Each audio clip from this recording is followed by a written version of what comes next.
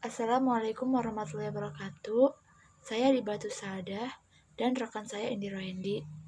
Kami perwakilan dari kelompok 2 akan memaparkan frasa dalam bahasa Indonesia 2. Langsung saja ke rumusan masalahnya. Poin pertama, apa pengertian frasa? Poin kedua, apa itu jenis frasa endosentris dan eksosentris? Pembahasan pertama, apa pengertian frasa?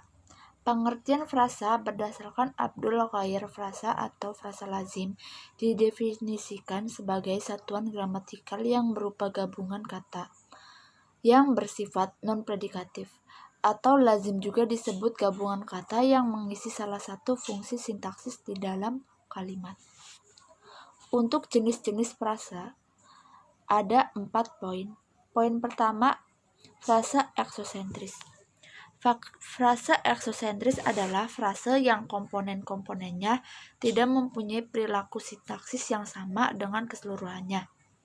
Misalnya, dalam kalimat yang baru bukan punya saya, tidak dapat diganti baik dengan yang mampu baru. Sebab konstruksi yang bukan punya saya. Selanjutnya frasa eksosentris. Selanjutnya frasa endosentris. Frasa endosentris adalah frase yang salah satu unsurnya atau komponennya memiliki perilaku sintaksis yang sama dengan keseluruhannya. Misalnya, dalam kalimat sedang membaca, Nenek sedang membaca koran. Komponennya itu membaca. Dalam kalimat Nenek membaca koran, seperti itu.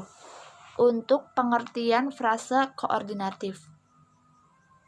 Frasa koordinatif adalah frasa yang komponen pembentukannya terdiri dari 2 kata, komponen atau lebih yang sama dan sederajat.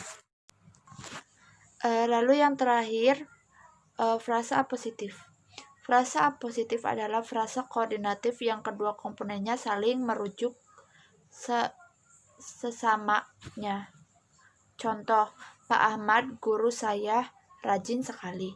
Dapat diubah susunannya atau strukturnya atau urutannya seperti kalimat guru saya Pak Ahmad rajin sekali.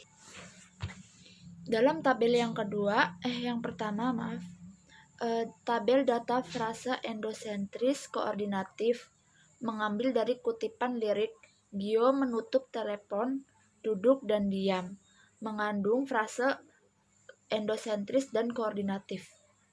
Dalam frase duduk dan diam dibatasi maknanya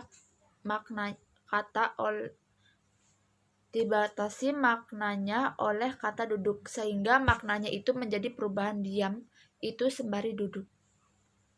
Untuk frase koordinatifnya sendiri, komponennya terbentuk 2 kata atau lebih yang sama dan sederajat, dan secara potensial dapat dihubungkan oleh konjungsi koordinatif dalam kalimat duduk dan diam. Terima kasih, mungkin cukup itu saja penjelasan dari saya. Selanjutnya akan dilanjutkan oleh saudara Indi Rohendi. Dipersilahkan. Bismillahirrahmanirrahim. Assalamualaikum warahmatullahi wabarakatuh. Saya akan melanjutkan pembahasan dari saudari Adibah. Langsung saja itu kesimpulan. Frase atau frasa lazim didefinisikan sebagai satuan gramatikal yang berupa gabungan kata yang bersifat non-predikatif, atau lazim juga disebut gabungan kata yang mengisi salah satu fungsi sintaksis dalam kalimat, baik dari definisi yang pertama maupun yang kedua. Kita lihat bahwa yang namanya frase itu pasti terdiri lebih dari sebuah kata. Kata sendiri merupakan satuan terbesar, itu pun dalam kajian morfologi. Akan tetapi dalam tataran sintaksis, kata merupakan satuan terkecil. itu adalah satuan gramatikal bebas terkecil, maka berarti pembentuk frase itu harus berupa morfem bebas, bukan berupa morfem terikat. Mungkin sekian dari saya, kurang lebihnya mohon maaf. Assalamualaikum warahmatullahi wabarakatuh.